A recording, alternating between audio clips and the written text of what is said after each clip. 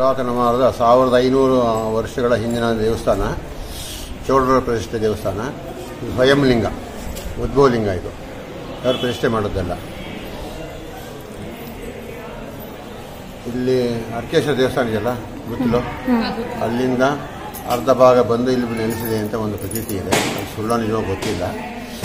ಆದರೆ ಅಲ್ಲಿ ಅರ್ಧ ಇದೆ, ಇಲ್ಲಿ ಅರ್ಧ ಇಲ್ಲ. ಇಲ್ಲಿ ಪೂರ್ತಿ ಇದೆ ಲಿಂಗ. ಇಲ್ಲಿ ಸಾಮಾನ್ಯ ವಿಶ್ವಕರ್ಮ ಜನಾಂಗದವರು ಇದಕ್ಕೆ ಭಕ್ತರು ಜಾಸ್ತಿ. ಅವರಿಂದ ಸ್ವಲ್ಪ ಅಭಿವೃದ್ಧಿ ಕೆಲಸಗಳಾಗಿದೆ, ಮಾಡ್ತಾ ಇದ್ದಾರೆ. ಮುಜರಾಯಿಯಿಂದ ನಮಗೇನು ಉಪಯೋಗ ಬರ್ತಾ ಇಲ್ಲ. ಚೀಟಿ ಹಾಕೊಂಡು ಹೋಗ್ತಾರೆ, ಅರಿಶಿನ ಚೀಟಿ ಅಂತಾರೆ, ಕಾಯಿ ಹೊಡಿಕೆ ಅಂತಾರೆ.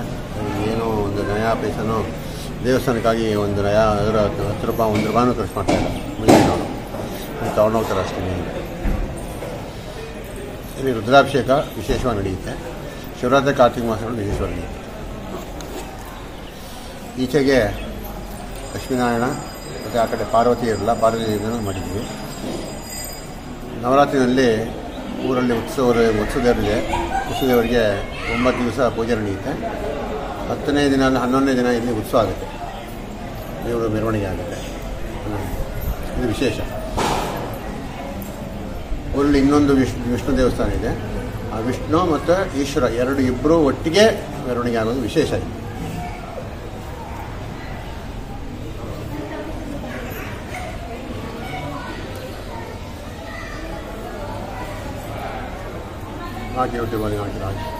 ತಮ್ಮ ಹೆಸರು? ವಿಶ್ವನಾಥ.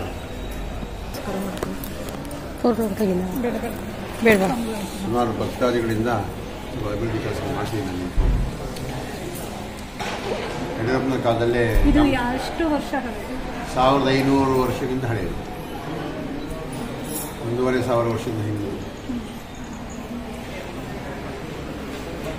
ಹಿಂದೆ ಇದನ್ನು ನಡಿಗದ್ದೆ ಹಬ್ಬ ಅಂತ ಕರೀತಿದ್ರು. ಸುತ್ತಲೂ ಗದ್ದೆ ಇರೋದ್ರಿಂದ ಇದನ್ನು ನಡಿಗದ್ದೆ ಸ್ವಾಮಿ ಅಂತ ಕರೀತಾರೆ.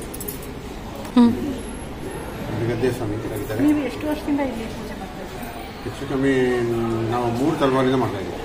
ನಿಮ್ಮ ತಂದೆಯವರು, ತಾತ ಅವರು ಅವ್ರ ತಂದೆ ಹಾಗೆ 3 ತಲೆಮಾರಿಂದ ಮಾಡ್ತಾ ಇದ್ದೀವಿ. ನಮಗೆ ತಿಳಿದಂಗೆ 3 ತಲೆಮಾರು, ಇದಕ್ಕೆ 3ನೇ ತಲೆಮಾರು.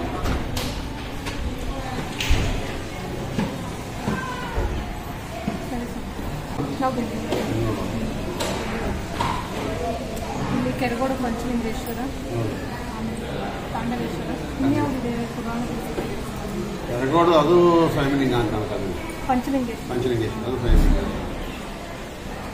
ಏನೆಲ್ಲ ಸರ್ಕಾರದಲ್ಲಿ ಮುಜರಾಯಿ ಸೇರಿಸ್ಕೊಂಡ್ಬಿಟ್ಟು ಏನಿಲ್ಲ. ಮುಜರಾಯಿಂದ ಯಾವ ಅಭಿವೃದ್ಧಿ ಕೆಲಸ 1 ಪೈಸೆಗೂ ಇಲ್ಲ.